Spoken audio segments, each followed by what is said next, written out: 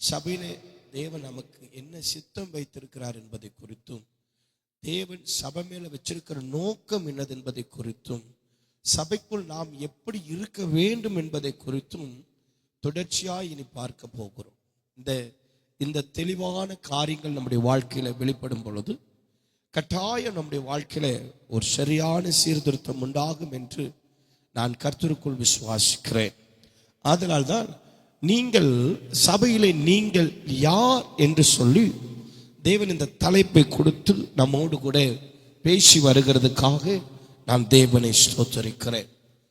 அதனால்தான் இந்த சபையை 7 விதத்திலே நாம் சொல்ல முடியும். வேதத்திலே சபையை 7 விதமாக பிரிக்கப்பட்டிருக்கிறது. அநேக காரியங்கள் பிரிக்கப்பட்டிருந்தாலும் நமக்கு தெளிவாக திஷ்டாந்தமாக புரிந்து கொள்ளும்படிக்கு 7 காரியமாக நமக்கு பிரிக்கப்பட்டிருக்கிறது. ஒன்று, சரீரமாகிய சபை, சபையாகிய வீடு, சபையாகிய மந்தை, சபையாகிய திராட்சை தோட்டம், சபையாகிய பரலோக ராஜ்யம், சபையாகிய குடும்பம், சபையாகிய மணவாட்டி.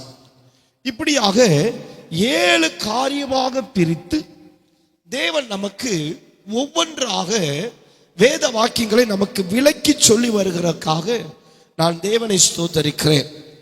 உங்களுக்கு முன்பாக எனக்கு நிற்பதற்கு சிறிதேனும் தகுதி இல்லை. என்னை விட நீங்கள் அதிகமாய் வேதத்தை படிக்கிறவர்களும் வேதத்தை தியானிக்கிறவர்களுமாய் இருக்கலாம். ஆன போதிலும் ஒரு பேழையாவுக்கு உணர்த்த ஒரு கழுதையை பயன்படுத்தினது போல அடியானை எடுத்து நடத்துவார் என்று விசுவாசித்து அவர் தந்த பொறுப்பனை பயந்து உங்கள் மத்தியிலே நிற்கிறேன். நான் அல்ல, அவர் வெளிப்படுவாராக, நான் சிறுகனுமாக. என் அருமையான தேவனுடைய பிள்ளைகளே, அதனால் தான் நம்ம 1 தீமோத்தேயு என்ற புஸ்தகம், 1 தீமோத்தேயு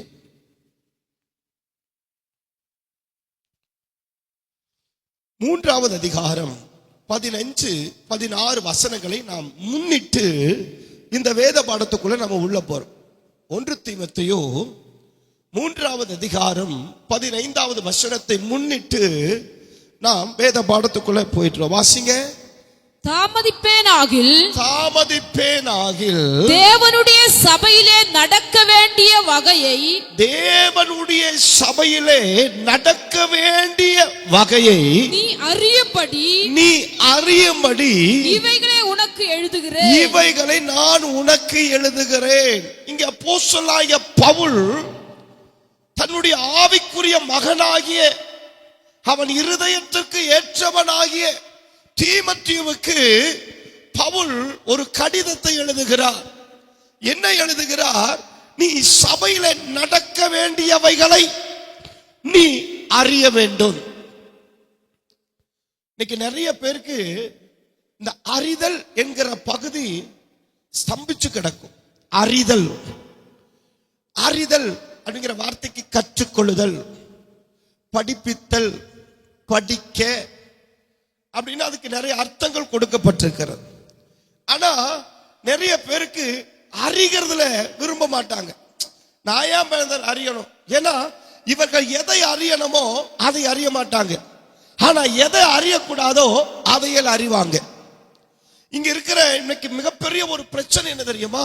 நாம் எதை அறியணும் அப்படிங்கிறது இன்னைக்கு சபை அதை நோக்கல, நாம் அதை நோக்கல. நம்ம எதை நோக்கிறோம் அப்படின்னா, எதையெல்லாம் அறியக்கூடாதோ அதுல நம்ம கவனம் செலுத்துவோம். எதையெல்லாம் நம்ம கற்றுக்கொள்ள கூடாதோ அது மேல நம்ம நோக்கம் போயிருவோம். இன்னொருத்தரை குறிச்சு அறியணும், அவன் யாருன்னு அறியணும், இவன் யாருன்னு அறியணும், இல்ல அந்த விஷயம் என்ன, இந்த விஷயம் என்ன, இதை அறியணும் நம்ம ஆவல் கொள்வோம். ஆனா நம்ம எதை அறியணும் என்கிறதுல நம்ம கோட்டை விட்டுருவோம், தவறிடுவோம். ஏன்னா இந்த அறிதல் என்பதின் காரியம் நமக்கு இல்லைன்னா வாழ்நாள் முழுவதும் நம்ம ஸ்தம்பிச்சு தான் கிடப்போம். அப்போ நீ அறிய வேண்டும் என்று நான் எழுதுகிறேன்.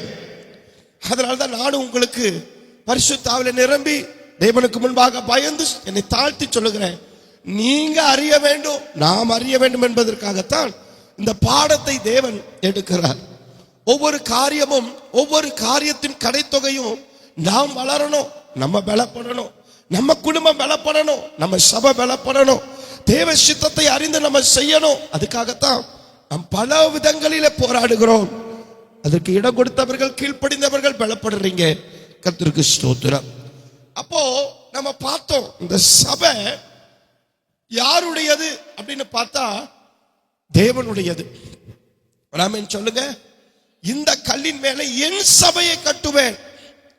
ஏன் சபை இது? இது யாருக்கும், எந்த தனி நபருக்கும் உரிமை இல்லை. என்னது உன்னதுன்னு யார் இதை பங்கிட முடியாது. எனது யாருடைய சபை? தேவனுடைய சபை. அப்ப இந்த சபையில தேவன் நம்ம என்ன பண்ணியிருக்காரு? நாட்டி இருக்கிறார். அதனாலதான் ஆண்டவர் சொன்ன, நான் கட்டுவேன். உன்னை என்ன பண்ணுவேன்? நான் கட்டுறேன். நீ உன்னை எப்படியா கட்டுற? நான் தங்குற ஆலயமா, நான் வசிக்கிற ஆலயமா, நான் இருந்து கிரிகை செய்கிற ஆலயமா, நான் உன்னில செயல்படுகிற ஆலயமா, நான் உன்னில தங்க விரும்புறேன். அதனால நான் இதை கற்றேன். நல்ல கவனிங்க. கர்த்தருக்கு ஸ்தோத்திரம். கர்த்தருடைய நாமம் மகிமைப்படுவதாக.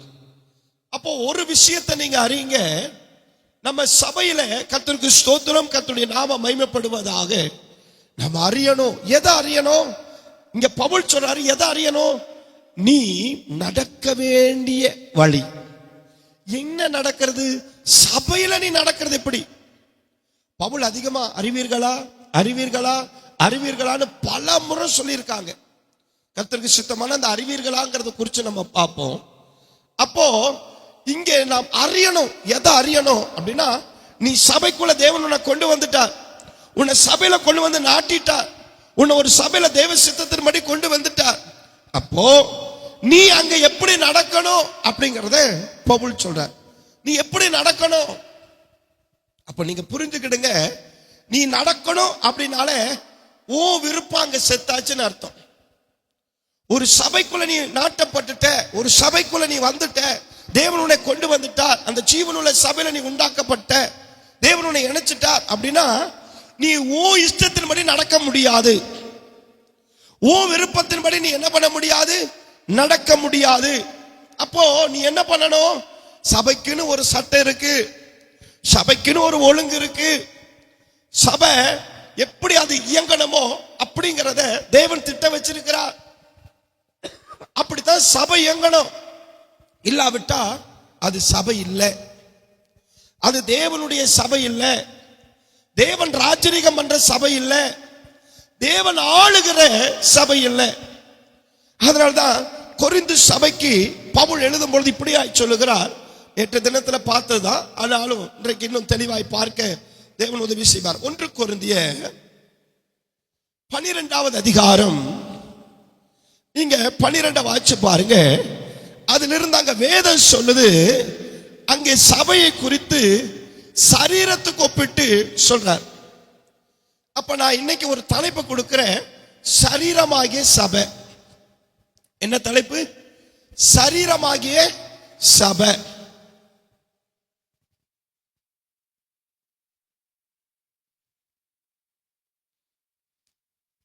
அப்ப கவனிங்க, இந்த வாசிங்களேன்.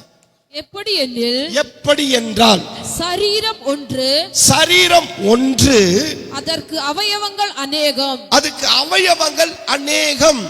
ஒரே சரீரத்தில், ஒரே சரீரத்துல அவயவங்கள் எல்லாம் அநேகமாய் இருந்து, ஒரே சரீரத்துல அவயவங்கள் எல்லாம் அநேகமாய் இருந்தும் சரீரம் ஒன்றாகவே இருக்கிறது. சரீரம் ஒன்றாகவே இருக்கிறது. அந்த பிரகாரமாக கிறிஸ்துவும் இருக்கிறார். கிறிஸ்துவும் அப்படியே இருக்கிறார். நாம் யூதராயினோம், கிரேக்கராயினோம், அடிமையாயினோம், சுயாதீனமாயினோம், எல்லாரும் ஒரே ஆவியினாலே, ஒரே சரீரத்துக்குள்ளாக ஞானஸ்தானம் பண்ணப்பட்டு எல்லாரும் ஒரே ஆவிக்குள்ளாகவே தாகம் தீர்க்கப்பட்டோம். சரீரமோ ஒரே அவயவமாய் இராமல் அநேக அவயவங்களாய் இருக்கிறது. ஆமென். நல்லா கவனிங்க. இங்க பவுல் கொரிந்து சபைக்கு மட்டுமல்ல, ஒவ்வொருவருக்கும் இங்க சொல்லுகிறது என்னவென்றால், ஒரு சரீரமாகிய சபை ஆண்டவர் எப்படி அதை எடுக்கிறார் என்பதுனா, இது சரீரம் என்பது ஒரே தோற்றத்தில் அல்ல, பல அவயவங்களோடு இணைக்கப்பட்டதுதான் சரீரம். கை, கால், கண், மூக்கு, வாய், என்ன விரல், தலை, தலைமுடி, கண், என்ன காது, மூக்கு, வாய், நாக்கு அப்படின்னு எல்லாம் ஒன்னா இணைஞ்சதுதான் சரீரம். எல்லாமே ஒரே மாதிரி இருந்தா அதுக்கு பேர் என்ன இல்ல சொல்லுங்க? அதுக்கு பேர் என்ன இல்ல? சபை இல்ல, சரீரம் இல்ல. எல்லாம் வெவ்வேறு மாதிரி தான் இருக்குது. கை ஒரு மாதிரி இருக்குது, கால் ஒரு மாதிரி இருக்குது, கண் ஒரு மாதிரி இருக்குது, வாய் ஒரு மாதிரி இருக்குது, நாக்கு ஒரு மாதிரி இருக்குது, பல்லு ஒரு மாதிரி இருக்குது. என்ன அப்ப கால் ஒரு மாதிரி இருக்குது, விரல் ஒரு மாதிரி இருக்குது. அப்ப ஆண்டவருடைய சித்தத்தின்படிதான் இந்த அவயவங்கள் எல்லாம் இணைக்கப்பட்டிருக்கு. இப்ப இந்த அவயவங்களை இணைச்சது யார்? என் சரீரத்தை நான் சிருஷ்டிச்சுக்கிட்டேன்னா, தாயின் கற்பத்திலே நான் என் சரீரத்தை உருவாக்கிட்டேன்னா, எனக்கு கண் இங்க தான் வேணும், காது இங்க தான் வேணும், மூக்கு வேண்டாம், எனக்கு வாய் தான் வேணும், அப்படி நானே என்ன சிருஷ்டிக்கிட்டேன்னா இல்ல. அவர் நம்மை சிருஷ்டிச்சிருக்கிறாரு. எப்படி? ஒரு சரீரமா. எது எங்கெங்க இருக்கணும், எப்படி இருக்கணும், எந்த மாதிரி இருக்கணும், எப்படி இருந்தா அது கிரியை செய்யும், எப்படி இருந்தா அது செயல்படும், எப்படி இருந்தா அது பலப்படும், அதற்கு தக்க அளவின்படி தேவன் பகுத்தளித்து அதை என்ன பண்ணி இருக்கிறார்? இணைத்து இருக்கிறார் சரீரமாக. கால் எங்க இருக்கணும்? விரல் எங்க இருக்கணும்? கால் விரல் எப்படி இருக்கணும்? கை விரல்கள் எப்படி இருக்கணும்? மூக்கு எப்படி இருக்கணும்? அதுக்கு துவாரம் எப்படி இருக்கணும்? காது எப்படி இருக்கணும்? காதுல துவாரம் எப்படி இருக்கணும்? கண் எப்படி இருக்கணும்? அப்படியாக தேவன் அவருடைய சாயலாக, ஏன்னா அந்த பிரகாரமாகவே தேவனும் இருக்கிறார். அப்போ ஒரு சரீரமாகிய சபை எல்லா அவயவங்களால இணைக்கப்பட்டிருக்குது. இதுல கண்ணு மூக்கு வேண்டாம்னு சொல்லக்கூடாது, முடியாது. வாய் எனக்கு மூக்கு வேண்டாம், கண்ணு வேண்டாம்னு சொல்ல முடியாது. எந்த அவயவங்களையும் இன்னொரு அவயவங்களை பார்த்து வேண்டான்னு சொல்ல முடியாது. அப்படி சொன்னா உனக்கு சபையை பற்றி அறிவு இல்லை, உனக்கு சபையை குறிச்சதான அறிவு இல்ல. ஒரு சபைனா என்ன? எல்லா அவயவங்களால நிரப்பப்படுது. யூதனும் கிடையாது, கிரேக்கனும் கிடையாது, இந்த ஜாதி அந்த ஜாதி, நான் இந்த கேசட் நான் அந்த கேசட், நான் இந்த குலம் நீ இந்த குலம், கிரேக்கனும் இல்ல, யூதனும் இல்ல, சுயாதனும் இல்ல, அடிமையும் இல்ல. தேவனே சபையில நினைச்சிருக்கிறார். இப்போ நானா வரல, தேவன் நினைச்சிருக்கிறார். விரலா என்ன பண்ணி இருக்கிறாரு? இணைச்சிருக்கிறார். ஒரு கையால இணைச்சிருக்கிறார், என்ன ஒரு கண்ணா இணைச்சிருக்கிறார், என்ன ஒரு செவியா இணைச்சிருக்கிறார், என்ன ஒரு அவயவங்களா ஒரு பாட்டை இணைச்சிருக்கிறார்.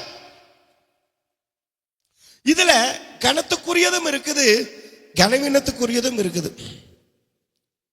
நான் நேற்று தினத்துல சொன்னேன், இந்த அவயவங்கள்ல ரெண்டு பிரிவா பிரிக்கலாம். ஒன்று உள்ளான பகுதி, ஒன்று இரண்டாவது வெளியே.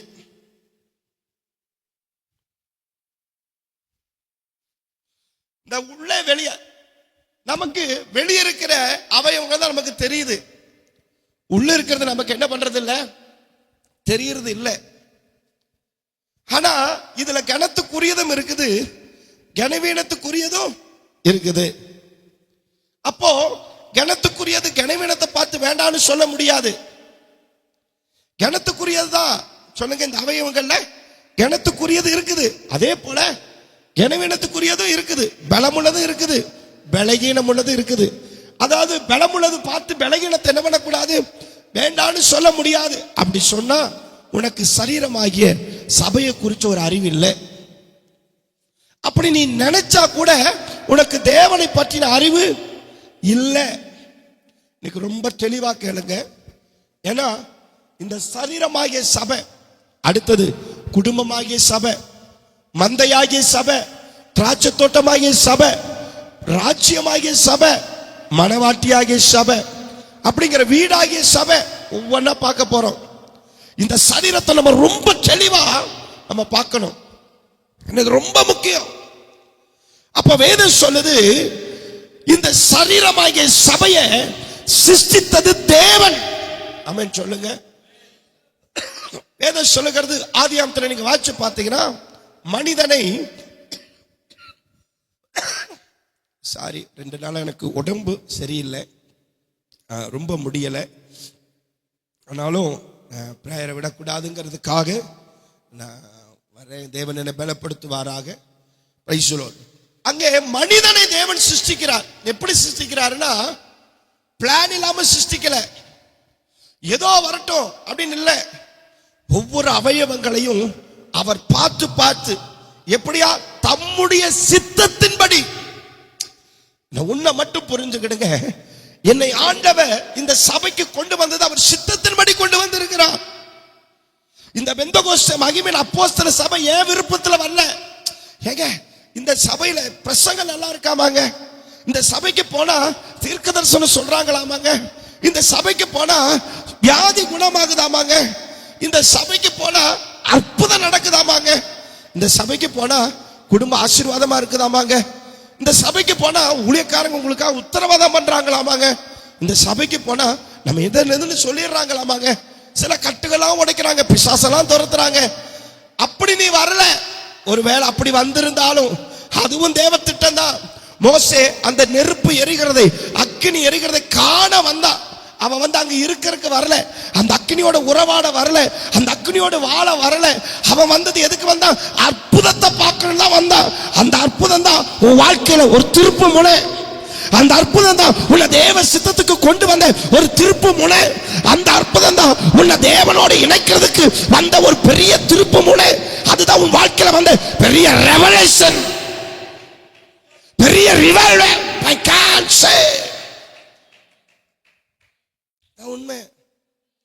நீ வந்தது சும்மா வந்திருக்கலாம். பாஸ்டர், எனக்கு ஒருத்தர் சொன்னாங்க, பாஸ்டர் இங்க போனா வியாதி குணமாயின்னு சொன்னாங்க, வந்தேன், குணமாயிடுச்சு, எல்லாரும் போயிட்டாங்க, நீ ஏன் போல? என்ன நீ இணைக்கப்பட்டுட்ட, நீ ஏன் போல? மற்றவங்களை போல நீ 10ல் ஒரு சபையை பார்த்து ஏன் போல? இல்ல, உன்னை பிரிச்சாரு, உன்னை தெரிஞ்சு கொண்டாரு, உன்னை இங்க கொண்டு வந்து நாட்டி இருக்கிறாரு. நீ சபையோட இணைக்கப்பட்ட ஒரு நபர், நீ போக்குவரத்து செய்கிற ஆள் இல்ல. இந்த சரீரமாகிய சபையோட நீ இணைக்கப்பட்டாயிற்று. அப்போ உன் ஸ்தானம் என்னன்னு நீ புரிஞ்சுக்க. நான் விரலா இருக்கலாம், நான் கையா இருக்கலாம், நான் அந்த விரல 5 விரல சுண்டு விரலா இருக்கலாம். எதுவுமே கனவீனத்துக்குரியதே இல்லை. பைபிள் வசனம் சொல்லுது, எது கனவீனத்துக்குரியதோ அதுவே அதிக கனத்துக்குரியதா இருக்குது. சரீரத்தில் அவயவங்கள் எது பலகீனமா இருக்குதோ அதுதான் மிக கனத்துக்குரியதா இருக்குது. நம்ம நினைக்கிறோம் இந்த சரீரத்துல ரொம்ப ரொம்ப என்ன சொல்றது, ரொம்ப பலகீனமானது சொல்லுங்க பாப்போம். ரொம்ப பலகீனமானது, அவயவங்களே பலகீனமானது உங்க சரீரம், உங்க சரீரம், உங்க அவயவங்கள். அதுல பலகீனமானது சொல்லுங்க பாப்போம். உங்களுக்கு தெரிஞ்சது சொல்லுங்க. நான் அவ்வளவா படிக்கல, அதனால வேத அறிவை வச்சு சொல்றேன். சொல்லுங்க, எது ரொம்ப பலகீனம் உள்ள தெரியுமா? எனக்கு தெரிஞ்ச வெளிச்சத்தின்படி மூளை.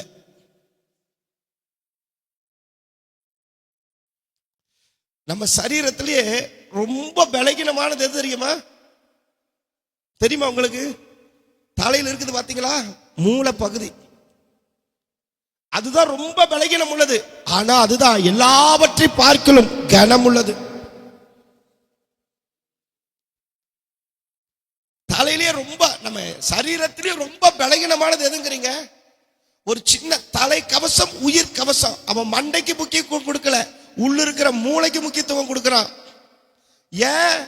அதுல உயிர் இருக்குது. அங்க கொஞ்சம் அடிபட்டா முடிஞ்சது, லைட்டா சின்னதா ஒரு சேக்கான கூட இங்க ஆள் சேக்காய்க்கும். அவ்வளவு பலகீனம் உள்ளது.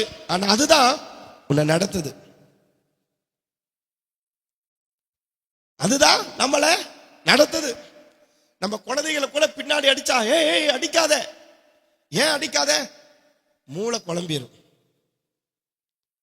சில பேர்த்துக்கு அடிக்காம மூளை குழம்பும், அது வேற. ஆனா தலையில அடிக்காத அப்படிமோ. தலையில அடிச்சா எனக்கு கோபம் வருமோ. ஏன்? தலையில என்ன இருக்குது? முடி இருக்குதா? முடிக்கா நீங்க பயப்படுறீங்க? இல்ல தலையில இருக்கிற மண்டை ஓட்டுக்கு பயப்படுறீங்களா? எதுக்கு பயப்படுறீங்க? மூளை பகுதி. இந்த மூளை பகுதி தான் நம்ம இயக்குது. அப்ப அது பலகீனம் உள்ளதுதான். அதுதான் மிக கனத்துக்குரியதா இருக்குது. மூளை நீங்க ஒண்ணு வேண்டாம், நான் உங்களுக்கு சொன்னேன். கை அழகா இருக்குது, 2 கை சூப்பர். முகம் அழகா இருக்குது, வாய் அழகா இருக்குது, கால் அழகா இருக்குது, சரீர தோற்றம் அழகா இருக்குது. ஆனா மூளை மட்டும் ஒழுங்கா இல்ல. எப்படி இருக்குங்கிறீங்க? எல்லாம் அழகா இருக்குது, மூளை ஒழுங்கா இல்ல, எப்படி இருக்கும்? சரிங்க, மூளை சூப்பரா இருக்குதுங்க. மூளை பயங்கர மைனூட்டா இருக்குது. ஆனா கை சூம்பி கிடக்குது, கால் சூம்பி கிடக்குது, விரல் 10 விரல் சூம்பி கிடக்குது. எப்படி இருக்கும்? எப்படி இருக்கும்? அது பார்க்கறதுக்கு எப்படி இருக்கும்? சூம்பின காலுடைய எப்படி இருக்கும்? அது சூம்பின கை எப்படி இருக்கும்?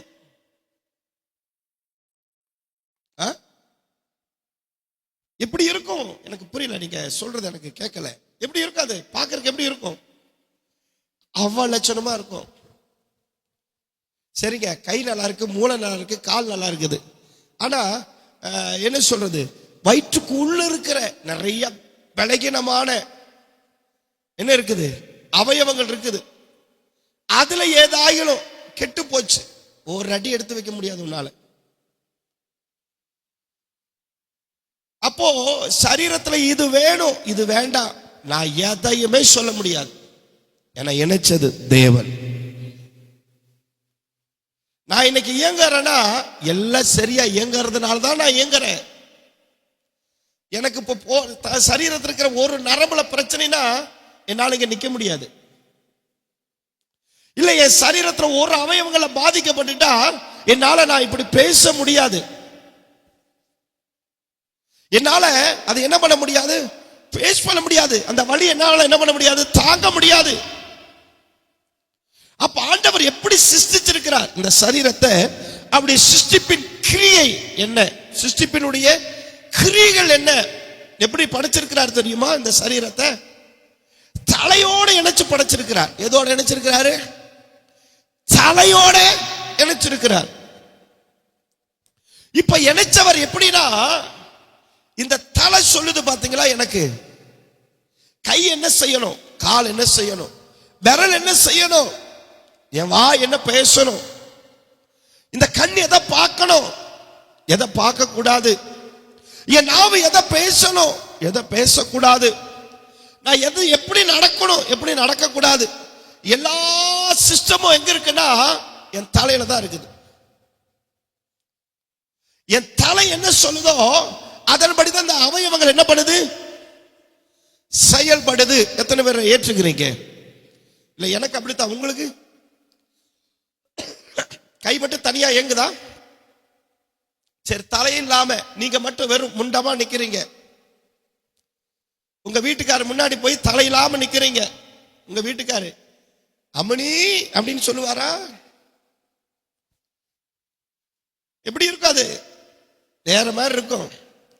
அப்போ இந்த தலைய தேவன் இணைச்சு என்ன பண்றாரா, முழு சரீரத்தை இயக்குறார். ஒரு ஆமென் சொல்லுங்க.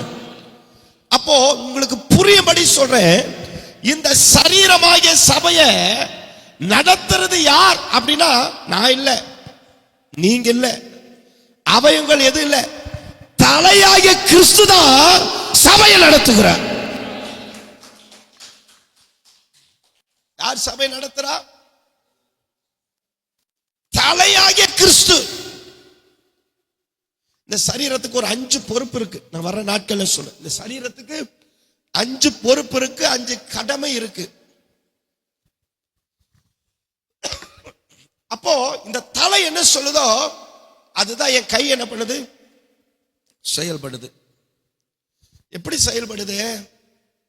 எனக்கு இந்த தண்ணி குடிக்கணும்னு எனக்கு ஒரு என்ன சொல்லுது, எனக்கு சிக்னல் வருது, மூளையில சிக்னல் வருது. நான் டப்புன்னு எடுத்து இந்த தண்ணியை பிடிச்சு குடிக்கிறேன். இது யார் சொல்லி? மூளை. நிறைய குடிக்கிறேன், திடீர்னு மூளை சொல்லுது போதும் நிறுத்து, நீ ரொம்ப குடிச்சிட்ட. அப்போ எல்லா விதத்திலையும் என்ன ரொம்ப கவனமா, ரொம்ப கருத்தா நான் எப்படி எதை செய்யணும்னு என்ன ஒழுங்கா நடத்துறது எது தெரியுமா? தலையாகிய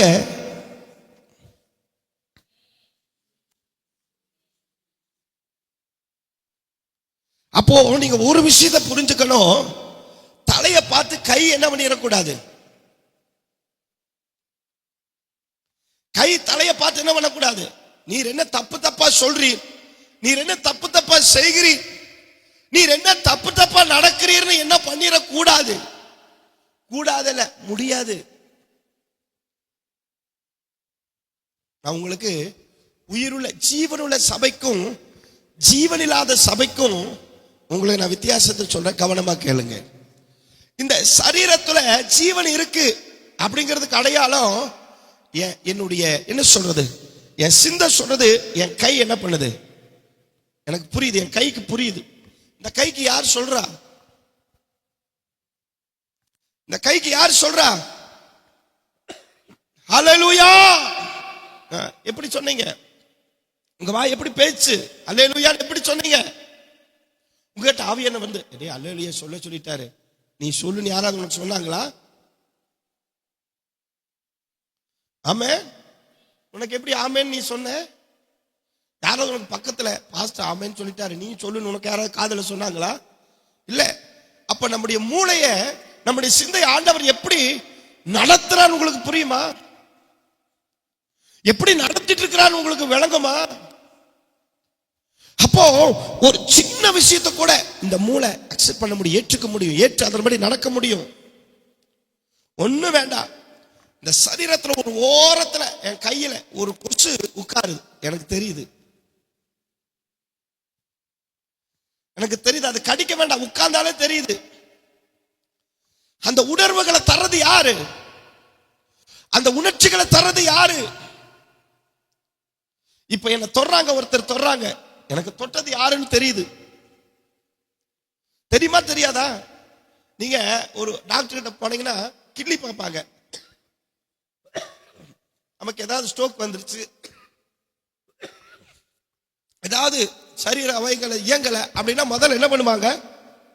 கிள்ளி பார்ப்பாங்க, ஊசி வச்சு குத்தி பார்ப்பாங்க. ஒரு ஆணி மாதிரி ஒண்ணு இருக்கு, அதை வச்சு குத்தி பார்ப்பாங்க. பிரதர் தெரியுதா? சுருக்குன்னு குத்தும் போது ஆ அப்படிங்கிறீங்களா? பிரதர் வலிக்குது, டாக்டர் வலிக்குது. இல்ல பிரதர் வலிக்கலையே, நீங்க குத்துறது எனக்கு தெரியலையே. அப்பனா அந்த நடைமுறை உன் வாழ்க்கையில போயிருச்சுன்னு அர்த்தம். சபையாகிய கிறிஸ்துவனுடைய நடைமுறை உனக்கு போயிருச்சு. இனி நீ இயங்க முடியாது. நம்ம என்ன பண்ண முடியாது? இயங்க முடியாது. இந்த கை விழுந்துருச்சு அப்படின்னா என்ன அர்த்தம்? பிரச்சனை கையில் இல்ல, எங்க இருக்குது பிரச்சனை? எங்க இருக்குது? மூளையில் இருக்குது. இந்த கைக்கும் மூளைக்குண்டான தொடர்பு என்ன ஆயிடுச்சு? துண்டிக்கப்பட்டாயிற்று. அதனால மூளை சொல்றது இந்த கை என்ன பண்ண மாட்டேங்குது, கேட்க மாட்டேங்குது. அப்பனா தொடர்பு. அப்ப இன்னைக்கு கூட சபையில அநேகர் அவங்கவங்க பாட்டு போறாங்க வர்றாங்க. ஏன் தெரியுமா? தலையாகிய கிறிஸ்துவோடு அவங்க இன்னும் என்ன பண்ணல, இணைக்கப்படாததுனால அவங்களுக்கு அது புரியல, விளங்கல. அதனால அவங்க என்ன செய்யறாங்க? தாம் போக்கல போறாங்க. நான் கேட்டா நான் பண்றது கரெக்ட் பிரதர், நான் செய்யறது கரெக்ட், நான் எப்பவும் கரெக்டா நடப்பேன். இல்ல, உனக்கும் தலைக்கு சம்பந்தம் இல்ல. ஏன்னா நீ எதோட இணைக்கப்படல? தலையாகிய கிறிஸ்துவோட நீ இணைக்கப்படல. நீங்க வாட்சி பாருங்க, வாசிங்களா? கர்த்தருக்கு ஸ்தோத்திரம். எபேசியர் 2வது அதிகாரம் 15-16 வேகமா வாசிங்க. எபேசியர் 2:15-16 சட்ட திட்டங்களாகிய நியாயப்பிரமாணத்தை தம்முடைய மாமிசத்தினாலே ஒழித்து இருதரத்தாரையும் தமக்குள்ளாக ஒரே புதிதான மனுஷனாக சிருஷ்டித்து இப்படி சமாதானம் பண்ணி பகையை சிலுவையினால் கொன்று பகையை சிலுவையினால கொன்னு அதனாலே இருதரத்தாரையும் ஒரே சரீரமாக தேவனுக்கு ஒப்புரவாக்கினார். எப்படி ஆக்கியிருக்கிறாரு? ஆண்டவராகிய இயேசு கிறிஸ்து பிதாவுக்கு இந்த சரீரத்தை எப்படி ஆக்கியிருக்கிறாரு? இணைச்சு பிரிவினை என்கிற அந்த வல்லமையை தகர்த்து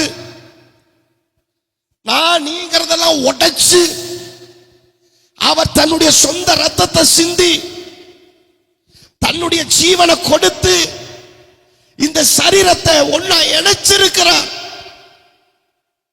நீங்க அந்த 17-18 வாசிங்க, நேரம் இல்லை, வேகமா. அல்லாமலும் அவர் வந்து தூரமாயிருந்த உங்களுக்கோ சமீபமாயிருந்த அவர்களுக்கும் சமாதானத்தை சுவிசேஷமாய் அறிவித்தார். அந்தபடியே நாம் இருதரத்தாரும் ஒரே ஆவியினாலே பிதாவினிடத்தில் சேரும் ஸ்லாக்கியத்தை அவர் மூலமாய் பெற்றிருக்கிறோம். ஆகையால் நீங்கள் இனி அந்நியரும் பரதேசிகளுமாய் இராமல் பரிசுத்தவான்களோட ஒரே நகரத்தாரும் தேவனுடைய வீட்டாருமாய் இருந்து அப்போஸ்தலர் தீர்க்கதரிசிகள் என்பவர்களுடைய அஸ்திபாரத்தின் மேல் கட்டப்பட்டவர்களுமாய் இருக்கிறீர்கள். அப்போ இந்த சரீரத்தை இணைச்சாரு தேவன். எப்படி இணைக்கிறாரு? ஒரே அவயவமா, ஒரே சரீரமா, பல அவயவங்களா. அப்போ ஒவ்வொன்றையும் தேவன் என்ன பண்றாரா? சிருஷ்டிச்சிருக்கிறார். நீங்க வேதத்தை வாசிங்க, எபேசியர் அதே 4:14 இருந்து வாசிங்க.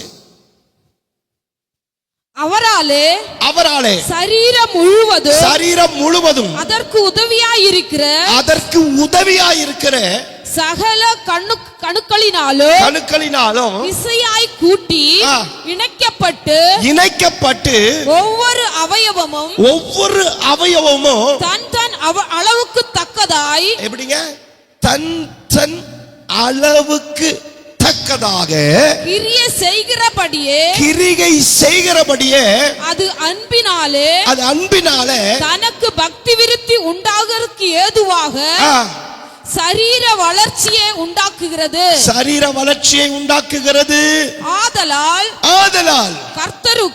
கர்த்தருக்குள் நான் உங்களுக்கு சாட்சியாக சொல்லி எச்சரிக்கிறது என்னன்னா, மற்ற புறஜாதிகள் தங்கள் வீணான சிந்தையிலே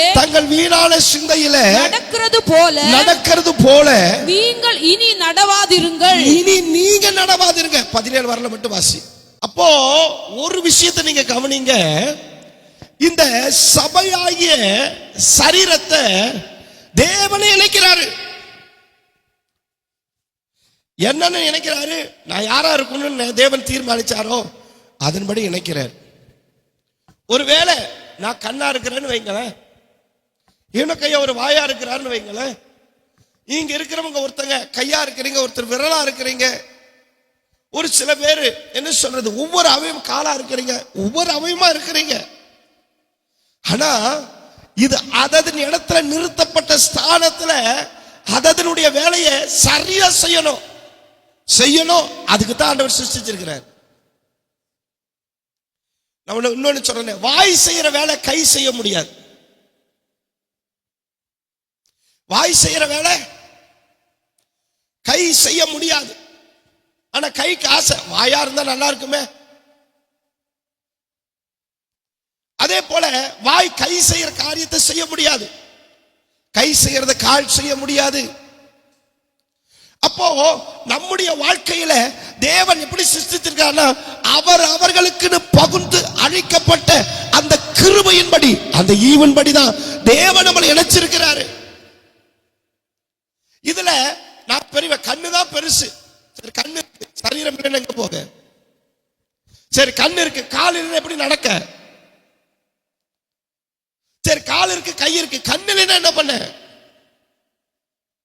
எதையும் வேணும் வேண்டான்னு இந்த அவயவங்களை ஒண்ணுமே நீ சொல்ல முடியாது, சொல்லக்கூடாது. சொன்னா உனக்கு சபையை பத்தி அறிவில்லை, வேதத்தை பத்தி அறிவில்லை, தேவனை குறிச்ச அறிவில்லை. அது கனமுள்ளதா இருக்கலாம், கனவீனமுள்ளதா இருக்கலாம், அது பலமுள்ளதா இருக்கலாம், பலகீனமா இருக்கலாம், அது யூதனா இருக்கலாம், அது கிரேக்கரா இருக்கலாம், அவன் அடிமையா இருக்கலாம், அவன் சுயாதீனமா இருக்கலாம். இணைச்சது தேவன். இணைச்சது யாருங்க? தேவன், என் ராஜாதி ராஜா. அவர் இணைச்சிட்டாரு. ஏன் நம்ம இத்தனை போராடுறோம்? ஏன் எவ்வளவோ அவமானங்களை சகிச்சும் நம்ம ஏன் போறோம் தெரியுமா?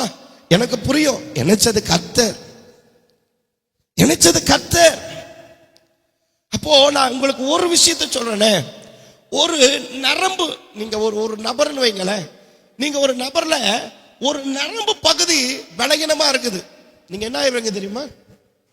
முழு சரீரமும் பலகீனமாகும்.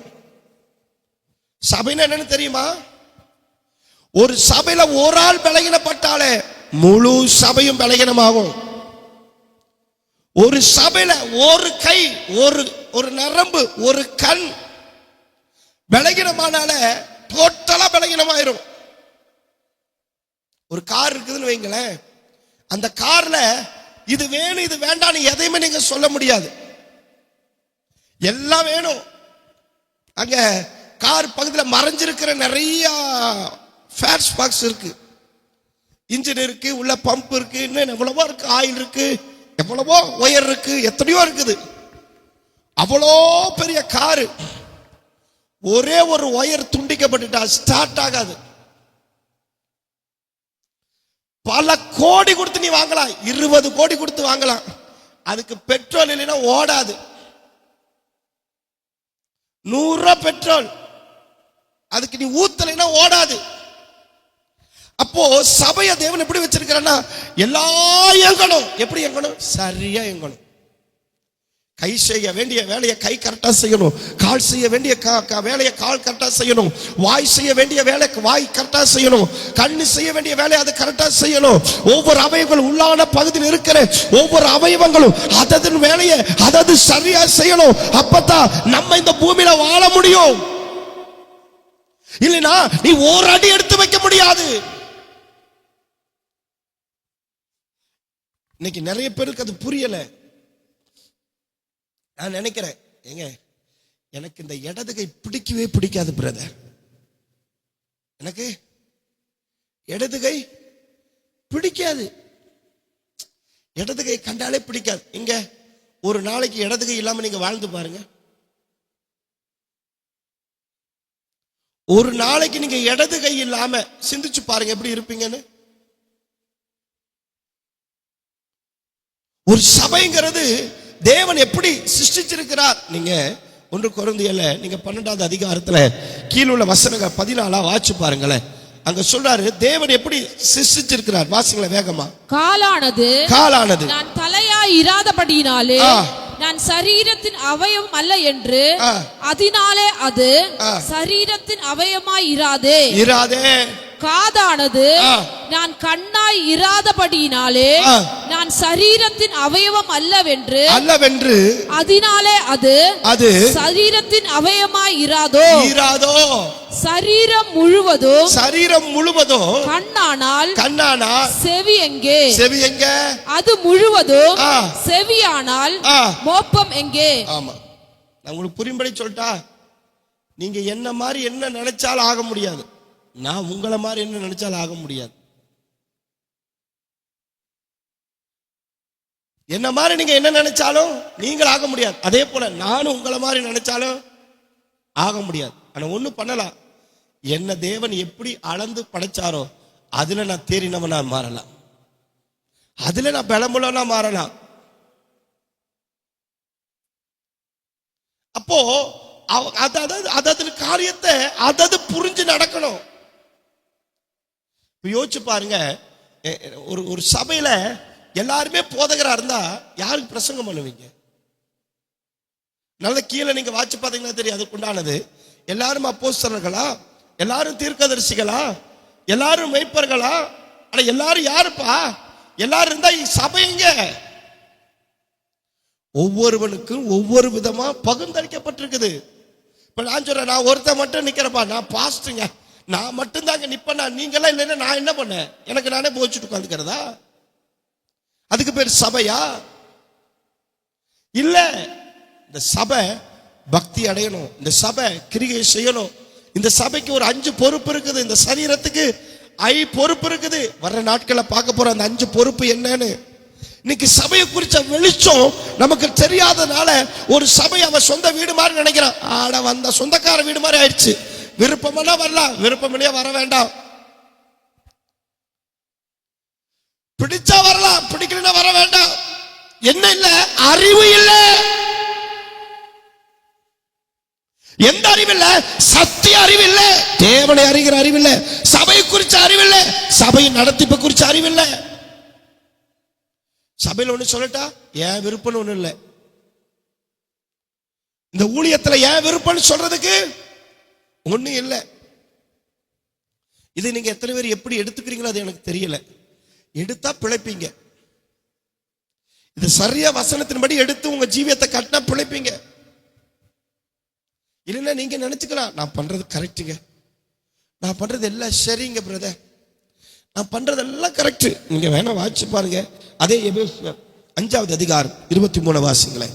எபேசியர் 5:23. நான் சொன்ன வசனத்தை மட்டும் தான் வாசிக்கணும். கிறிஸ்து சபைக்கு தலையா இருக்கிறது போல. இருங்க, கிறிஸ்துக்கு இந்த சரீரத்துக்கு யாரு தலையா இருக்கிறா? கிறிஸ்து தலையா இருக்கிறாரு. சபை தானா இயங்கல, என்னால இயங்கல, தலையாகிய கிறிஸ்து இயக்குகிறார். அவர் இந்த சபையை நடத்துகிறார். இந்த சபையில போடுற ஒவ்வொரு சட்ட திட்டங்களும் தலையாகிய கிறிஸ்து போடுகிறது. வாசிங்க.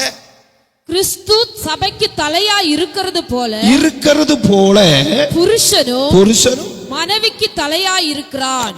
அது நம்ம குடும்பத்துல பார்ப்போம். குடும்பங்கிற தலைப்புல அங்க எப்படி ஆண்டவர் சபையை உண்டாக்குறாருங்கிறத பார்ப்போம். அப்போ ஒரு சரீரத்துக்கு எது? தலைதான் முக்கியம். ஏன்னா தலையில இருந்து எல்லா அவயங்களும் இயங்குது. அவங்களுக்கு ஒண்ணு சொல்லிட்டா, எப்படி இந்த சரீரத்துக்கு இந்த தலை இணைக்கப்பட்டுச்சு? எபேசியர் 1வது அதிகாரம் 17வது வசனமும் 23வது வசனத்தும் வாசிங்க. நம்முடைய கர்த்தராகிய இயேசு கிறிஸ்துவின் தேவனும் மகிமையின் பிதாவுமானவர் தம்மை நீங்கள் அறிந்து கொள்வதற்காக ஞானத்தையும் தெளிவையும் அளிக்கிற ஆவியை உங்களுக்கு தந்தருள வேண்டும் என்றோ எல்லாவற்றாலும்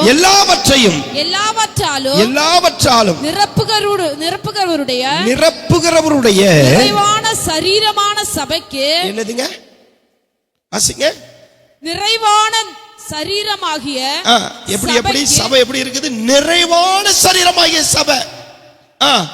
அவரே எல்லாவற்றுக்கும் மேலான தலைவனாக தந்தருளினார். யாரா தந்திருக்கிறாரு? தலையாக தந்திருக்கிறாரு. அப்போ தலையா வச்சிருக்கிறது யார் வச்சா? இந்த சபைக்கு தலையா யாருங்க வச்சா? பிதாவாகிய தேவனே வச்சாரு.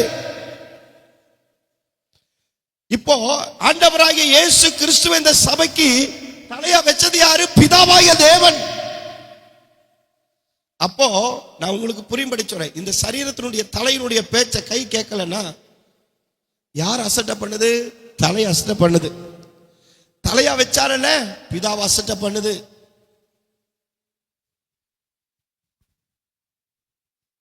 நீங்க அதே எபேசியர் 2:18 வாசி. அந்தபடியே தாம் இருதரத்தாரும் ஒரே ஆவியினாலே பிதாவினிடத்தில் சேரும் ஸ்லாகியத்தை அவர் மூலமாய் பெற்றிருக்கிறோம். கவனிங்க. அதே கால கொலோசியர் 1:18 வாசிங்க. அவரே சபையாகிய சரீரத்துக்கு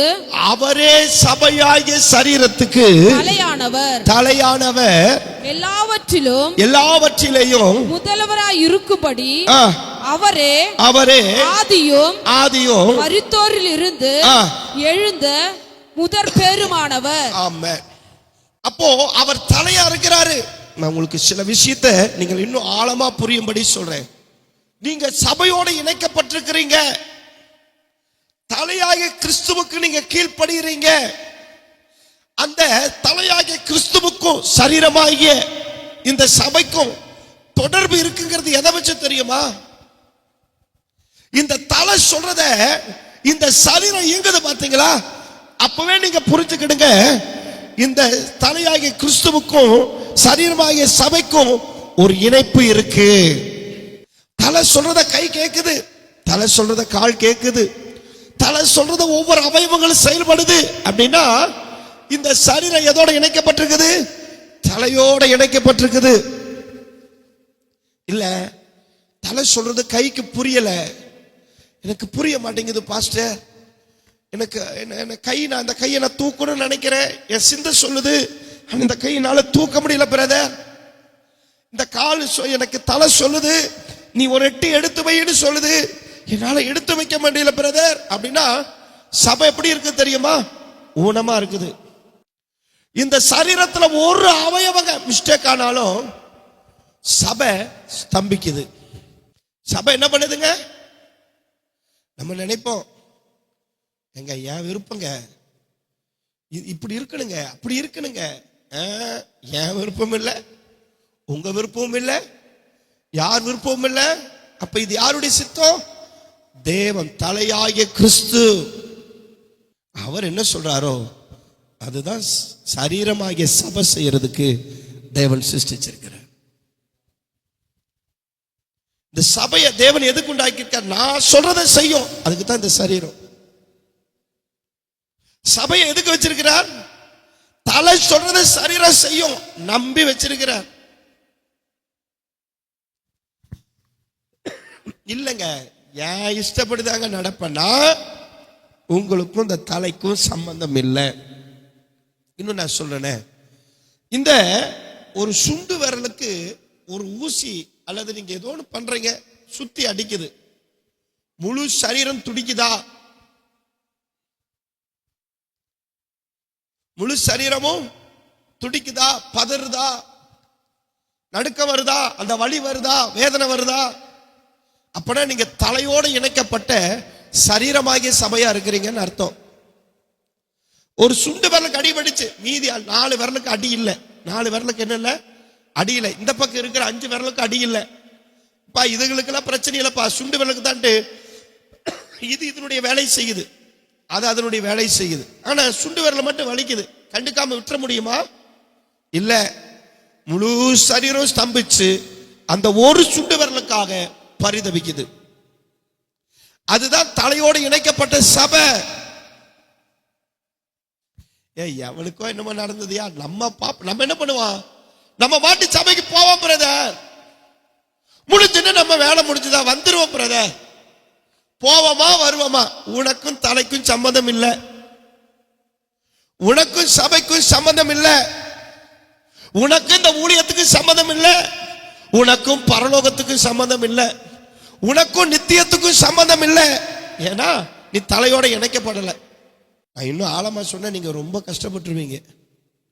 நம்ம எவ்வளவு பெசகணும், எவ்வளவு தப்பு பண்றோம், எவ்வளவு தவறோம் அப்படிங்கிறத நான் இன்னும் விலைக்கு சொன்னா நீங்க ரொம்ப கஷ்டப்பட்டுருவீங்க. இதை தயவு செய்து ஆவியில கேட்டு உங்களை சரி பண்ணுங்கிற நான் கர்த்தருக்குள்ள உங்களுக்கு கேட்கிறேன், அன்பா கேட்கிறேன். இதை நான் உங்களுக்கு கடித்து போதிக்கல, அன்பா போதிக்கிறேன். ஒரு தகப்பன் தன் பிள்ளைக்கு சொல்றது போல சொல்றேன். ஒருவேளை நீங்க நினைக்கலாம், இவன் சொல்லி நம்ம கேட்கறதா, நமக்கு தெரியாதா? உண்மைதான், என்னை விட நீங்க ரொம்ப அறிஞ்சவங்க, என்னை விட நீங்க தெரிஞ்சவங்க தான். ஆனா ஒண்ணு, பேசாத கழுதையை கொண்டு கத்த பேழையா முடிய அவன் வழியை சரி பண்றதுக்காக பேச வச்சாரே, அப்படியாவது எடுங்க. அப்போ இந்த சபைக்கு ஒரு ஒரு நடத்திப்பு இருக்குது. எதோட? தலையோட. தலையில வெளிப்படுற ஒவ்வொரு நினைவுகளையும் சரீரம் செய்யுதுங்க. ஆமென் சொல்லுங்க. இந்த நினைவுகள், இந்த எண்ணங்கள், இந்த தலை சொல்றது இந்த சரீரம் செய்த, அதுதான் உண்மையான தேவனுடைய மனவாட்டி சபை. இல்லைங்க, தலை ஒண்ணு சொல்லுது, கை ஒண்ணு செய்யுதுங்க. தலை ஒண்ணு சொல்லுது, கால் ஒண்ணு செய்யுதுங்க. யோசிச்சு பாருங்களேன். ஒரு நிமிஷம் உங்க கண்ணை மூடி, சுண்டு விரல் அது பாட்டு தனியா தான் வேலை செஞ்சுட்டு இருக்குது. அதுக்கு பக்கத்துல இருக்கிற 5 விரல் அது பாட்டு தனித்தனி வேலை செஞ்சுட்டு இருக்குது. ஒன்று மேற்க போகுது, ஒன்று கிழக்க போகுது, ஒன்று வடக்க போகுது, ஒன்று தெற்க போகுது, ஒன்று கம்முன்னு உட்கார்ந்துட்டு இருக்குது. அதன் பாட்டு இழுத்துட்டு இருக்குதுன்னா நீங்க அந்த சரீரத்தை என்னன்னு சொல்லுவீங்க? அந்த அவயவங்களை என்னன்னு சொல்லுவீங்க? அது எப்படி நீங்க எப்படி இருக்கும்?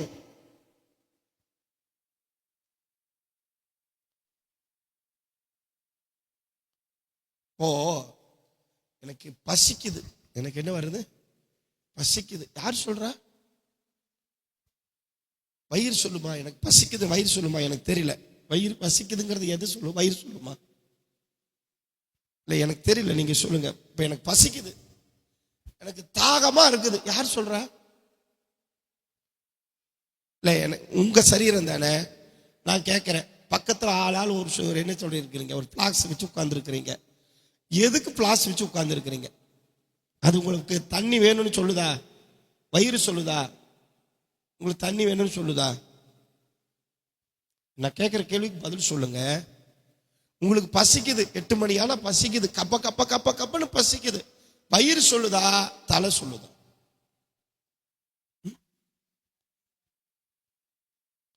ஒரு நபர் எங்கிட்ட ஜெபிக்கிறதுக்கு வந்தாங்க. கிட்டத்தட்ட ரொம்ப வருஷம் இருக்கும், திருச்சியிலே நினைக்கிறேன்.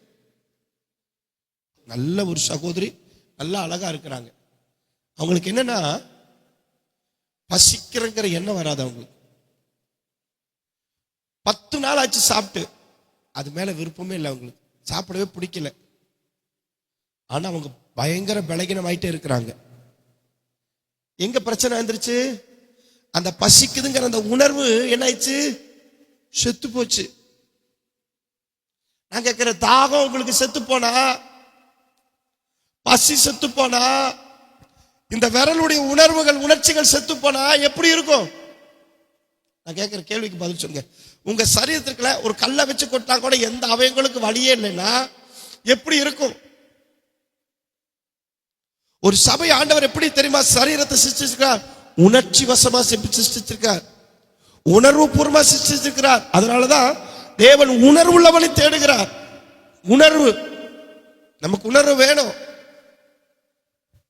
157 தடவை, எப்படிங்க 157 தடவை ஒருவர் புத்தி சொல்லுங்க, ஒருவர் அன்பு கூறுங்க, ஒருவருக்கு ஒருவர் என்ன பண்ணுங்க? தாங்குங்க அப்படின்னு பைபிள்ல 157 தடவை எழுதி இருக்குதான்.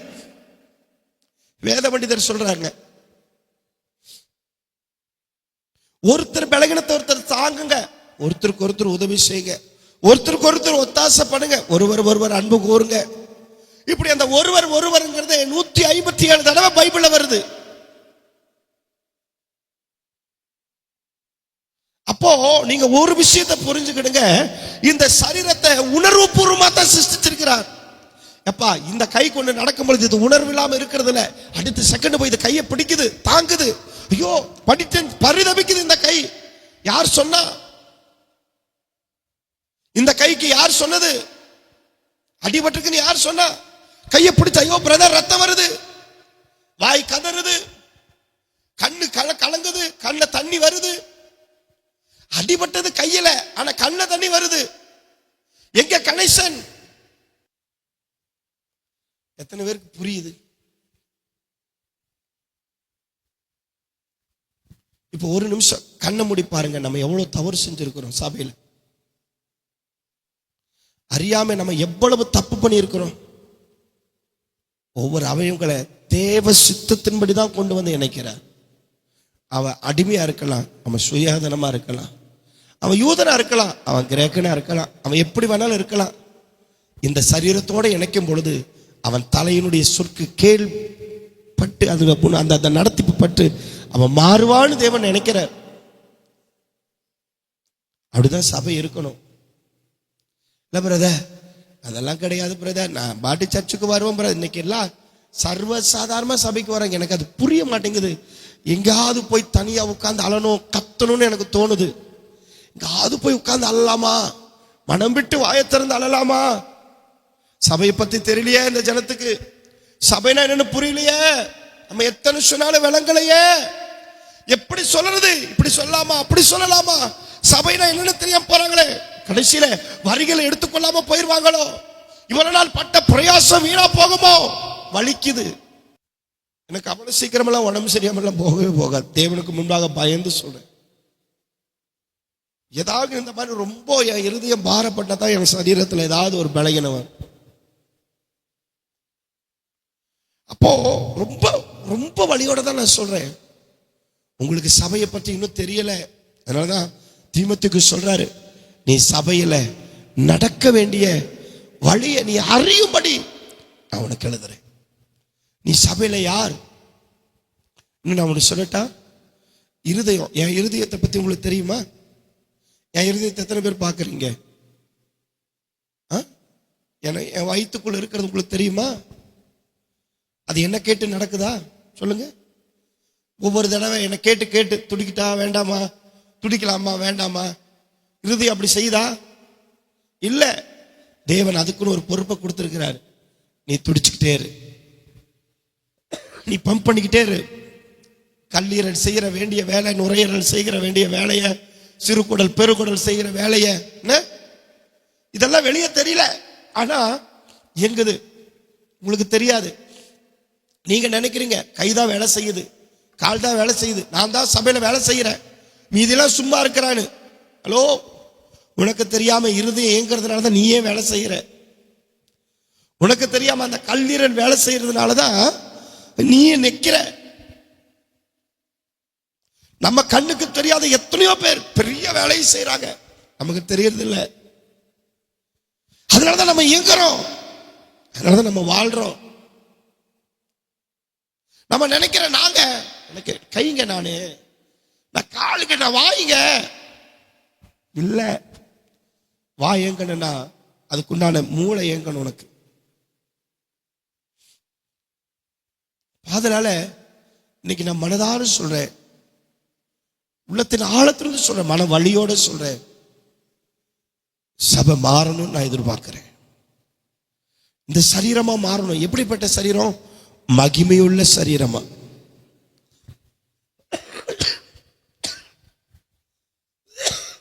தேவனுடைய மனவாட்டி சரீரமா நம்ம மாறணும். நான் ஒண்ணு சொல்றேன், என் கையை பார்த்து நான் அற்பமா பார்க்க முடியுமா? என் விரலை நான் அசிங்க சொல்ல முடியுமா? நான் சொல்றது உங்களுக்கு புரியல நினைக்கிறேன். சரி, ஒரு வேளை என் கை ஒரு அசுத்தமானது தொட்டுச்சு, அது வெட்டி போட்ட முடியுமா? எனக்கு தெரியலங்க. டப்புன்னு ஒரு அசுத்தத்தை என் கை தொட்டுச்சு, அழுக்க தொட்டுச்சு, அருவருப்பிய தொட்டுச்சு, தெரியாம தொட்டுச்சு, தெரிஞ்ச தொட்டுச்சு, அதுக்காக அதை வெட்ட முடியுமா? முடியாது. ஒண்ணு பண்ணலாம், உடனே ஓடி போய் தண்ணி ஊத்தி சோப்பை போட்டு நல்லா கழுவி சுத்தம் பண்ணி, அதனுடைய சின்ன வாசனை கூட இல்லாத வரைக்கும் சுத்தம் பண்ணி பழைய நிலைமைக்கு நிறுத்தணும். இதுதான் சபை. அது தெரிஞ்சு தெரியாமல் ஏதாவது தவறு பண்ணாலும் அதை வெட்டி போட முடியாது, அதை சுத்தம் பண்ற வேலையை தான் பார்க்கணும். இப்படித்தான் தேவன் சபையை சிருஷ்டிச்சிருக்கிறார். இப்படித்தான் தேவன் நமக்குள்ள அப்படி ஒரு திட்டத்தை வச்சிருக்கிறார். குயவன் கையில் இருந்த களி மண் கெட்டு போயிற்று, தூக்கி போடல, திரும்ப திருத்தமா வளைவேங்கிறாரு. ஒரு சபையை குறித்த நோக்கம் இன்னைக்கு அநேகருக்கு தெரியல பிரதர், தெரியல.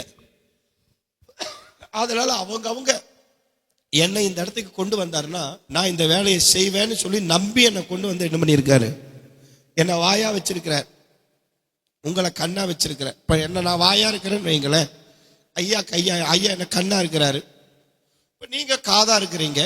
என்ன சொல்றது, ஒவ்வொருத்தரும் ஒவ்வொரு அவயமா இருக்கிறீங்க. இது எல்லாம் ஒன்னா இயங்கினா தான் இந்த சரீரம் இயங்கும், இல்லைன்னா முடிஞ்சு. இதுல ஒரு அவயம் ஸ்தம்பிச்சாலும் முழு சபையும் ஸ்தம்பிச்சிடும்.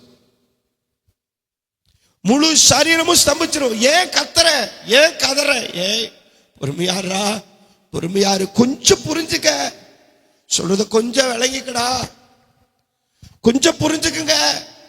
இது சபடா, தேவனுடைய சபை. ஒண்ணு பலனா இருக்கும், ஒண்ணு பலகீனமா இருக்கும். கொஞ்சம் சகிச்சுக்க, கொஞ்சம் பொறுத்துக்க. எல்லா ஆண்டவர் மாற்றுவார், எல்லாம் சரி பண்ணுவார். என்ன மாற்றினார், உன்னை மாற்றுவார். நம்மளை மாற்றினவர் எல்லாரையும் மாற்றுக்கு தான் நம்மளை வச்சிருக்கிறார்.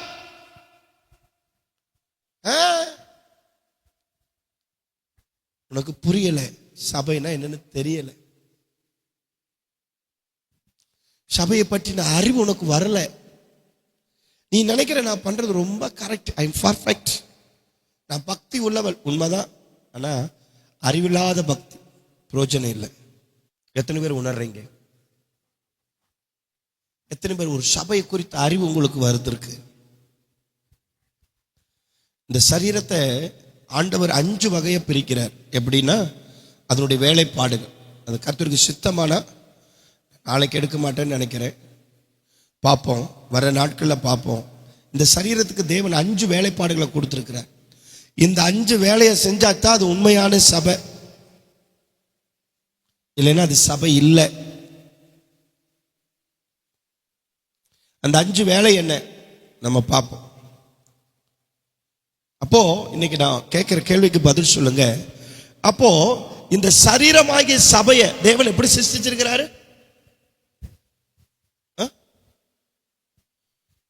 தலைக்கு கீழ்ப்படிந்து, சொல்லுங்க, எதுக்கு கீழ்ப்படிந்து? தலைக்கு கீழ்ப்படிந்து இயங்குகிற அவயவங்களா. இதுல ஒரு அவயவங்கள் கூட முரட்டாட்டம் பண்ணக்கூடாது. நீ சொல்றதை நான் கேட்க முடியாது, நான் சொல்றதை நீ கீழ்ப்படின்னு ஒரு அவயவம் சொல்லக்கூடாது, சொல்ல முடியாது. சொன்னா உனக்கு இந்த சபைக்கும் சம்பந்தம் இல்லை. எத்தனை பேர் இதை விளங்குறீங்க? ஒருவேளை இது உங்களுக்கு ரொம்ப ஒரு ஷாக் அடிச்ச மாதிரி இருக்கலாம். என்னடா அது, இவ்வளவு நாள் நீ எப்படி நடந்திருக்கிறேன்னு உனக்கு தெரியாம இருந்திருக்கலாம். ஒருவேளை இத்தனை வருஷம் நம்ம ஆண்டவருக்குள்ள இருந்திருக்கலாம். நானும் இன்னைக்கு நாளைக்கு இல்லை, இனிமேல் சபையை குறித்த அறிவு இல்லைன்னா இந்த சபையை 2025 நடத்தவே முடியாது, ரொம்ப கஷ்டம். இப்படியே போயிட்டு இருந்ததுன்னா ரொம்ப கஷ்டம். நீங்களும் வளர மாட்டீங்க, மற்றவங்களும் வளர விட மாட்டீங்க, நீங்களும் பலப்பட மாட்டீங்க, மற்றவங்களும் பலப்பட மாட்டாங்க, ரொம்ப கஷ்டம். அதனால தலையாகிய கிறிஸ்துவுக்கு அப்படியே கீழ்ப்படுகிற சரீரமாகிய சபையா எங்களை மாற்றுங்க. இந்த சரீரத்துக்கு ஒரு உணர்வு இருக்குது. எங்கிருந்து வருது? என் சிந்தையிலிருந்து, தலையிலிருந்து வருது. அந்த உணர்வு எனக்கு சரியா வரணும். எந்த அவயவங்களுக்கு குறைஞ்சிடக்கூடாது. என் சுண்டு விரலுக்கு உணர்வே இல்லைன்னா எங்கேயோ மிஸ்டேக், அது சரீரத்தோடு இணைக்கப்படலை, துண்டிக்கப்பட்டாச்சுன்னு அர்த்தம். உனக்கும் தேவனுக்கு உண்டான தொடர்பு துண்டிக்கப்பட்டாச்சுன்னு அர்த்தம். நீங்க அந்த 1 கொரிந்தியர் 12வது அதிகாரத்துல கீழே உள்ள வசனங்களை வாசிங்க, நமக்கு புரியும். வாசிட்டு முடிப்போம் வேகமா. தேவன் தமது சித்தத்தின்படி அவயவங்கள் ஒவ்வொன்றையும் சரீரத்திலே வைத்தார். ஆமென் சொல்லுங்க. சரீரத்திலே வைத்தார், அதை சபையில வைத்தார். வாசி. தேவன் தமது சித்தத்தின்படி அவயவங்கள் ஒவ்வொன்றையும் சபையிலே வைத்தார். நம்மள ஒவ்வொருவரையும் அவரவர் சித்தத்தின்படி வச்சிருக்கிறார். நான் என்ன வேலை செய்யணும்? நான் கேட்கிறேன். ஒருத்தர் நல்ல பாட்டு பாடுவாங்க, பாடுறதுக்காக தேவன் வச்சிருக்கிறார். ஒருத்தர் நல்ல சுத்திகரிப்பு ஜெபம் பண்ணுவாங்க, சுத்திகரிக்கிறதுக்காக வச்சிருக்கிறார். அதே போல ஒருத்தர் நல்லா இந்த பைபிள் ஸ்டடி எடுப்பாங்க, நல்லா வசனத்தை போதிப்பாங்க, அதுக்குன்னு அவங்கள வச்சிருக்கிறார். ஒருத்தர் தீர்க்க தரிசனம் சொல்லுவார், ஒருத்தர் அந்நிய பாஷை பேசுவார், ஒவ்வொருத்தர் அதுக்கு வேய்க்கானம் பண்ணுவாங்க. இப்படி ஒவ்வொருவரையும் ஒவ்வொரு விதமா தேவன் வச்சிருக்கிறார். எல்லாரையும் ஒரே மாதிரி வைக்கல. அவங்களுக்கு அருளப்பட்டதை அவங்க என்ன பண்ணணுமா? இப்ப நான் பேசுறேன்னு பார்த்து என்ன சொல்றது, நீங்க பேசுறேன்னு பார்த்து நான் பொறாமப்படக்கூடாது. நீங்க பேசுறத நினைச்சு நான் என்ன பண்ணக்கூடாது, பொறாமப்படக்கூடாது. ஏன்னா எனக்கு அதுல சந்தோஷப்படலாம். நல்லா பேசுறார், நமக்கு ஏற்றதா இருக்குது. இந்த கை செஞ்சாதான் மற்ற சரீரத்துக்கு ஆசீர்வாதம், பலன். வாசிங்க. அவையெல்லாம் ஒரே அவயவமாயிருந்தால் சரீரம் எங்கே? அவயவங்கள் அநேகமாயிருந்தும் சரீரம் ஒன்றே. கண்ணானது கையை பார்த்து நீ எனக்கு வேண்டுவதில்லை என்றும், தலையானது கால்களை நோக்கி நீங்கள் எனக்கு வேண்டுவதில்லை என்றும் சொல்லக்கூடாது. எதையும் வேணும் வேண்டான்னு சொல்லக்கூடாது. நீ இதை வேணும் இது வேண்டாம் சொல்லக்கூடாது. எனக்கு உரிமை இல்லையா நீ கேட்க கூடாது. எல்லா உரிமையும் தலைக்கு தான் இருக்குது. சரீர அவயவங்களில் பலவீனம் உள்ளவைகளாய் காணப்படுகிறவைகளோ மிகவும் வேண்டியவைகளாய் இருக்கிறது. வேண்டும். இந்த காலையில் எந்திரிச்சு என்ன சொல்றது, பெருக்கிறவங்க, கூட்டுறவங்க, பாத்ரூம் கழுவுறவங்க, சபையை சுத்தம் பண்றவங்க, இவங்கெல்லாம் கண்ணுக்கு தெரிய மாட்டாங்க. நமக்கு யாரு கண்ணுக்கு தெரியவா? பாட்டு பாடுறவங்க, மியூசிக் வாசிக்கிறவங்க, பிரசங்கம் பண்றவங்க, இதுதான் தெரியும். சமைக்கிறவங்க தெரிய மாட்டாங்க. ஆனா அவங்களினா சபை நடக்காது. அவங்களினா சபை நடக்காது. நம்ம பிரசங்கம் பண்றவங்களை பார்த்து சொல்லுவோம், சூப்பரா பிரசங்கம் பண்ணிட்டீங்க. நம்ம யாராவது கூட்டுறவங்களை பார்த்து சூப்பரா கூட்டிட்டேங்கன்னு சொல்லுவோமா? ஒரு டாய்லெட்டை கழுவுறாங்க, சூப்பரா டாய்லெட்டை கழுவிட்டு நம்ம போய் வாழ்த்திடுவோமா? அது உள்ள நடக்கிற விஷயம் நமக்கு தெரிய போறது இல்லை. நம்ம இன்னும் அறியல.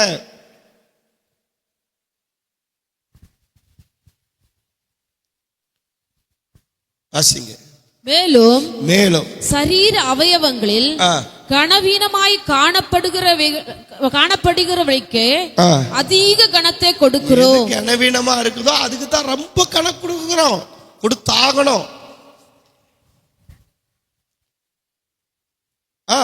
நம்மில் லட்சணம் இல்லாதவைகளே அதிக அலங்காரம் பெறும். நம்மில் லட்சணம் உள்ளவைகளுக்கு அலங்கரிப்பு வேண்டியதில்லை. இருங்க, நான் கேட்கிறேன், இந்த முகம் இருக்குது பாத்தீங்களா, இந்த தோல், இதுக்கு லட்சணம் கிடையாது. இது வெறும் தோல் தான். ஆனா அதுல கண் இருக்குது, அதுல வாய் இருக்குது, மூக்கு இருக்குது. ஆனா அந்த தோலை நம்ம அலங்கரிக்கிறோம். ஆனா மற்ற தோலை என்ன பண்ணிடுறோம்? நம்ம எதுக்கு கனப்படுத்துறோமோ எதுக்கு கனவீனப்படுத்துறோங்கிறத நமக்கு இன்னும் என்ன பண்ணல தெரியல. வாசிங்க. சரீரத்திலே பிரிவினை உண்டாயிராமல். சரீரத்துல என்ன இல்ல சொல்லுங்க.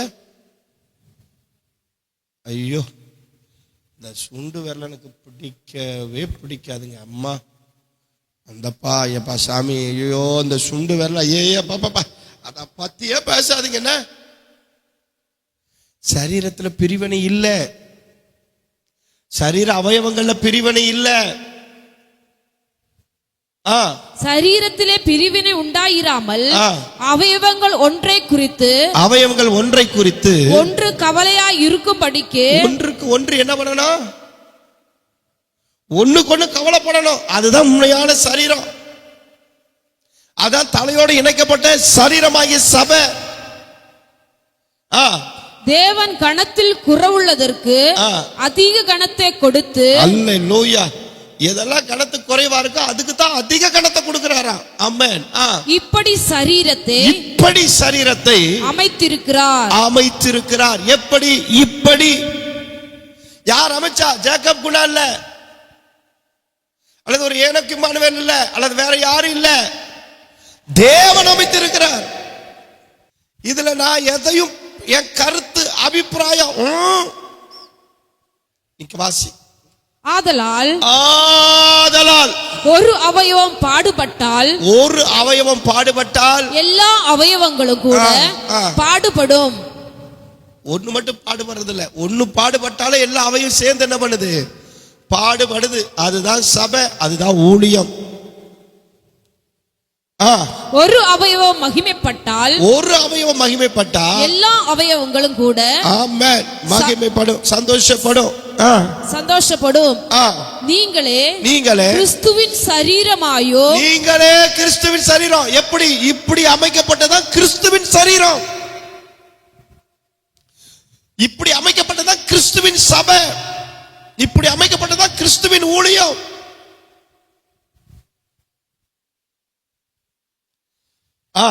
தனித்தனியே அவயவங்களுமாய் இருக்கிறீர்கள். தனித்தனியா இருக்கிறீங்க, ஆனா எப்படி இருக்கிறீங்க? ஒரே சரீரத்தோட இணைஞ்சிருக்கிறீங்க. கீழே வாசிங்க. தேவனானவர் சபையிலே முதலாவது அப்போஸ்தலரையும் இரண்டாவது தீர்க்கதரிசிகளையும் மூன்றாவது போதகர்களையும் பின்பு அற்புதங்களையும் பின்பு குணமாக்கும் வரங்களையும் ஊழியங்களையும் ஆளுகைகளையும் பலவித பாஷைகளையும் ஏற்படுத்தினார். எல்லாரும் அப்போஸ்தலர்களா, எல்லாரும் தீர்க்கதரிசிகளா, எல்லாரும் போதகர்களா, எல்லாரும் அற்புதங்களை செய்கிறவர்களா, அற்புத அடையாளங்களை செய்கிறவங்களா, எல்லாரும் குணமாக்கும் வரங்களை உடையவர்களா, எல்லாரும் அந்நிய பாஷை பேசுகிறவர்களா, எல்லாரும் வியாக்கியானம் பண்ணுகிறார்களா?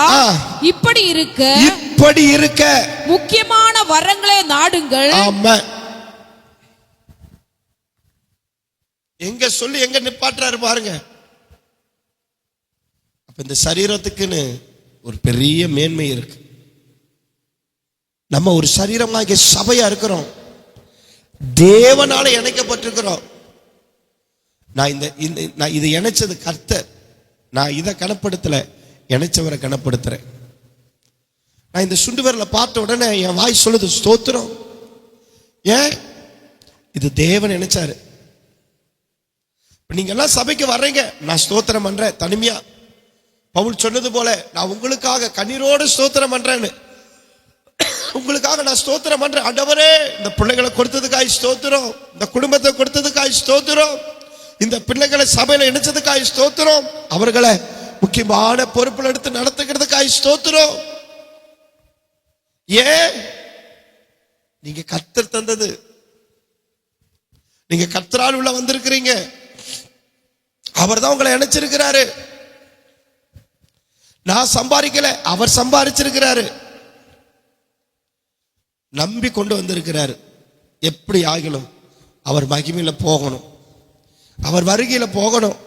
சபை மணவாட்டி சபையா மாறணும், சபை பரலோக ராஜ்யமா மாறணும், சபை ஒரு திராட்சை தோட்டமா மாறணும், சபை ஒரே மந்தையா மாறணும், சபை ஒரு வீட்டை போல மாறணும், சபை ஒரு குடும்பத்தை போல மாறணும், சபை ஒரு சரீரத்தை போல மாறணும். அதுக்கு தான் தேவன் இந்த ஸ்டடி எடுக்க சொல்லியிருக்கார். இந்த நம்புறவங்க மட்டும் எழுந்து நிற்கலாமா? கர்த்தருக்கு சித்தமானா இனி இந்த சரீரத்தினுடைய 5 முக்கிய பொறுப்புகள் என்னங்கிறத நம்ம வர நாளா பார்ப்போம். எல்லாரும் ஒரு விஷயம் உங்களை தாழ்த்தி, ஆண்டவரே, சபைங்கிறது என்ன எங்களுக்கு இன்ன வரலும் புரியல. நாங்க நினைக்கிறோம் எங்க இஷ்டத்தின்படி வர்றோம், இந்த வாரம் விருப்பம்னா வர்றோம், அடுத்த வாரம் விருப்பம்னா வரல. எல்லாத்துக்கும் நாங்க அப்படித்தான் இருக்கிறப்பா, எங்க விருப்பம் என்னவோ அதை செய்யறோம். இல்லப்பா, அப்படி இல்லை. நீங்க எங்களுக்கு வேதம் காற்ற வெளிச்சம் சொல்லுது, நாங்க ஒரே சரீரத்தை போல இணைக்கப்பட்டிருக்கிறோம். அவங்களுக்கு பகிர்ந்து அளிக்கப்பட்டதுல நாங்க உண்மையா இருக்கணும், சரியா இருக்கணும். எங்களை நடத்துங்கப்பா, எங்களை நடத்துங்க. நாங்க நிறைய விஷயத்துல தவறோம், அறியாமைனால தவறோம், எங்களுக்கு புரியல, சபைனா என்னன்னு தெரியாம அப்படி செஞ்சுட்டோம். எங்களை மாற்றுங்க. தலையாகிய கிறிஸ்துவுக்கு நாங்க எல்லாவற்றிலையும் இங்கே நடக்க, எங்களை உள்ளா பிளக்கன்ஸ் எல்லாவற்றிலையும் தலையாகிய கிறிஸ்துவுக்குள்ளாக எங்களை நடத்த ஒப்பு கொடுக்கிறோமா? எல்லாரும் ஒப்பு கொடுக்கலாமா? எல்லாரும் அர்ப்பணிக்கலாமா? உண்மையா மனம் திறந்து நீங்க உணர்த்தப்பட்டீங்கன்னா உண்மையா ஆண்டவரே, நான் எங்கெங்க தவறுன்னு ஆண்டவரே, உம்முடைய சத்தியத்தின் வெளிச்சம் தெரியாம நான் எவ்வளவு தவறி இருக்கிறேன். சபைனா என்னன்னு எனக்கு தெரியலப்பா, சபைனா என்னன்னு புரியலப்பா எனக்கு. நான் ஏதோ வந்த போனன்னு இருந்துட்டப்பா. இல்லப்பா, நான் உம்மால இணைக்கப்பட்டிருக்கிறேன்ப்பா. உம்மால இணைக்கப்பட்ட நபர், உம்முடைய அனாதி தீர்மானத்தின்படி அழைக்கப்பட்டு, உம்முடைய அனாதி சித்தத்தின்படி நான் இந்த சபையோட இணைக்கப்பட்டிருக்கேன். நான் எப்படி வாழணும், நான் எப்படி நடக்கணும், நான் எப்படி ஜீவிக்கணும், இந்த சரீரத்தை குறித்து உம்முடைய திட்டம் என்ன, இந்த சரீர அவயவங்களை குறித்து உம்முடைய திட்டம் என்ன? வர நாட்களை பார்ப்போம். விரலுக்கு ஒரு தரிசனம் கிடையாது, காலுக்கு ஒரு தரிசனம் கிடையாது, கைக்கு ஒரு தரிசனம் கிடையாது. காலுக்கு ஒரு சித்தம், விரலுக்கு ஒரு சித்தம், கைக்கு ஒரு சித்தம் கிடையாது. தலையாகிய கிறிஸ்து என்ன சொல்றாரோ அதுதான் சகலவற்றுக்கு சித்தம். எனக்குன்னு ஒரு தரிசனம், எனக்குன்னு ஒரு அழைப்புல சபையுடைய தரிசனம் தான் என் தரிசனம். தலையாகிய கிறிஸ்துவின் அந்த தரிசனம் தான் என் தரிசனம்.